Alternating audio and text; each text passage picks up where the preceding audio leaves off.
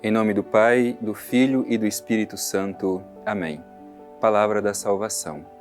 Querido irmão, querida irmã, este é um momento muito especial do nosso dia, quando nós paramos um pouco as nossas atividades e permitimos que a voz de Deus ressoe no nosso coração. É preciso que façamos este esforço cotidiano para escutar a voz do Senhor e porque Ele nos ama, todos os dias dirige ao nosso coração a sua palavra. Por isso, querido irmão, querida irmã, eu te convido, vamos fazer deste momento o momento da graça de Deus. Deixemos que a sua palavra caia no solo fecundo do nosso coração, que possa produzir muitos e bons frutos. Escutemos com muita atenção a mensagem do Evangelho para o dia de hoje.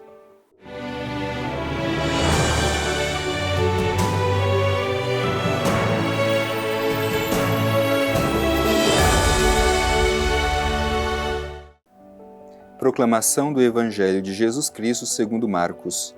Glória a vós, Senhor. Depois que João foi preso, veio Jesus para a Galiléia, proclamando o Evangelho de Deus. Cumpriu-se o tempo, e o reino de Deus está próximo. Arrependei-vos e crede no Evangelho. Caminhando junto ao mar da Galiléia, viu Simão e André, o irmão de Simão. Lançavam a rede ao mar, pois eram pescadores. Disse-lhes Jesus: Vinde em meu seguimento, e eu farei de vós pescadores de homens. E imediatamente, deixando as redes, eles o seguiram. Um pouco adiante, viu Tiago, filho de Zebedeu, e João, seu irmão, eles também no barco, consertando as redes. E logo os chamou. E eles, deixando o pai Zebedeu no barco, com os empregados, partiram em seu seguimento. Palavra da salvação. Glória a vós, Senhor. Meu querido irmão, minha querida irmã, abramos o nosso coração e deixemos que esta mensagem do Evangelho que nós terminamos de escutar ilumine o nosso dia, a nossa vida, ilumine a nossa comunidade. Qual é a mensagem de Deus para nós hoje? O que nos ensina a palavra de Deus? Poderíamos, meu irmão e minha irmã, dividir este Evangelho em duas partes. A primeira fala da passagem da missão de João Batista, o precursor, para a missão de Jesus. E a segunda parte é quando Jesus compartilha a sua missão com os seus discípulos. É o chamado dos primeiros discípulos de Jesus. Por isso eu te convido para fazermos esta reflexão aprofundando a mensagem da palavra que terminamos de escutar. Meu irmão e minha irmã, o primeiro versículo que nós escutamos diz assim: Depois que João foi preso, veio Jesus para a Galiléia, proclamando o Evangelho de Deus. Portanto, aqui a gente vê esta passagem. João cumpriu a sua missão. Qual era a missão de João? Preparar os caminhos para o Senhor, o Messias, o Salvador, que era Jesus. Agora, como consequência da sua missão, João foi preso e Jesus inicia a sua missão. Jesus inicia o seu ministério público. E é interessante como que o Evangelho apresenta este início do ministério de Jesus. Diz que João foi preso, Jesus veio para a Galiléia proclamando o Evangelho de Deus. É interessante porque Jesus inicia o seu ministério, o seu trabalho na Galiléia. E isso não é por acaso. É preciso que a gente pergunte, por que Jesus inicia o seu ministério na Galiléia e não na Judéia? Não em Jerusalém, que era o centro religioso. Meu irmão e minha irmã, a Galiléia era tida como uma periferia religiosa. Era chamada de terra dos pagãos. E é justamente ali, na periferia religiosa, que Jesus inicia o seu ministério. Este deve ser um ensinamento também para nós hoje, para a igreja. Porque onde Jesus está presente, ali deve estar a sua igreja. Portanto, assim como Jesus iniciou o seu ministério na periferia religiosa daquele tempo, também a igreja hoje precisa se perguntar onde ela está presente. E se o lugar onde ela está presente é onde estaria Jesus. Então, não é por acaso que o Evangelho diz que Jesus iniciou o seu ministério na Galileia, porque a Galileia era a periferia religiosa daquele tempo, enquanto que a Judéia, tendo como capital Jerusalém, ali era o centro religioso. Portanto, Jesus inicia o seu ministério nas periferias.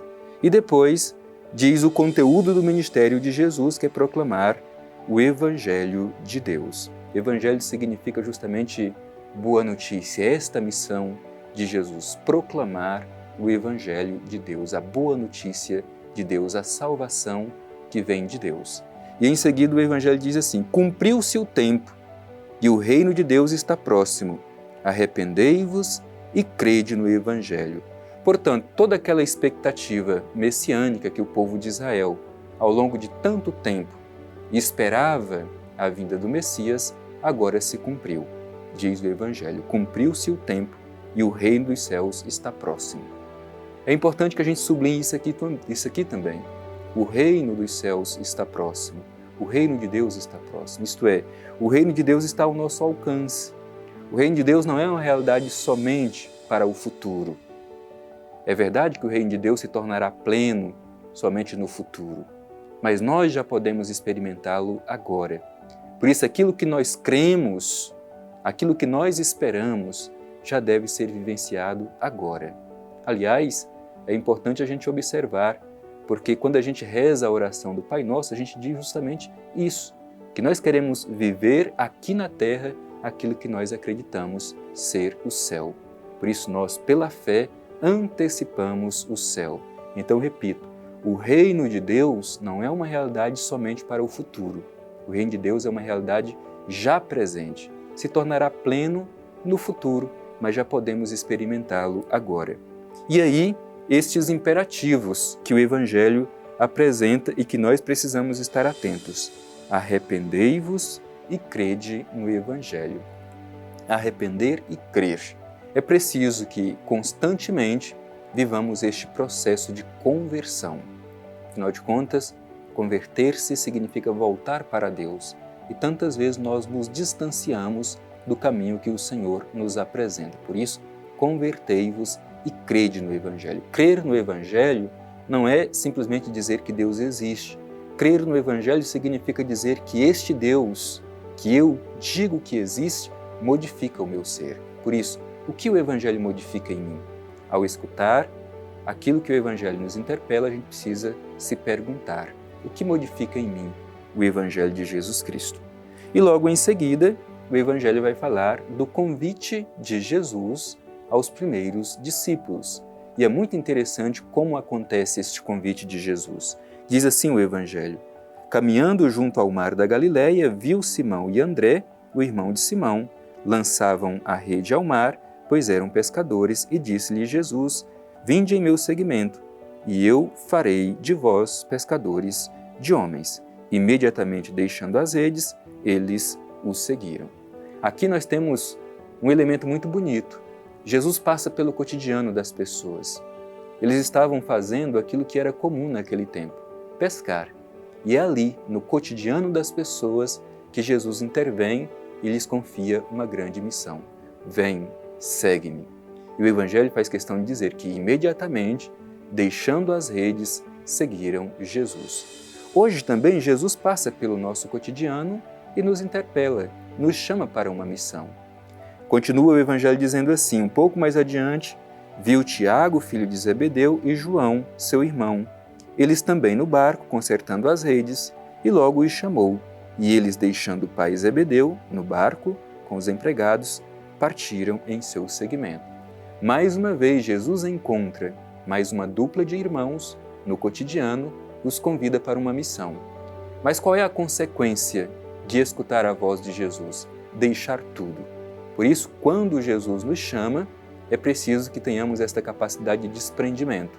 Nos perguntemos, meu irmão e minha irmã, do que nós precisamos nos desprender para nos tornar mais livres para o seguimento de Jesus.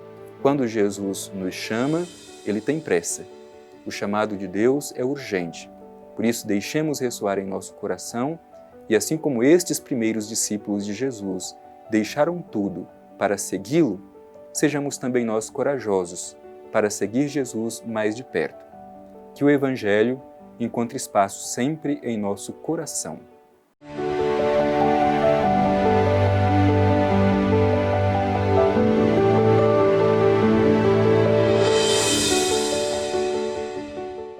Meu irmão e minha irmã, como é bom escutar a palavra de Deus. O nosso coração se aquece, justamente porque são palavras de amor e que nos ajudam a compreender o que Deus quer de nós.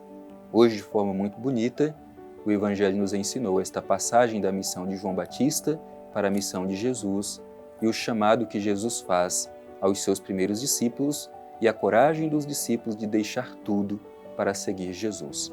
E para concluir este nosso encontro de hoje, eu te convido, querido irmão, querida irmã, a nos dirigir ao Divino Pai Eterno e a Ele fazer a nossa prece, a nossa oração. Vamos rezar juntos.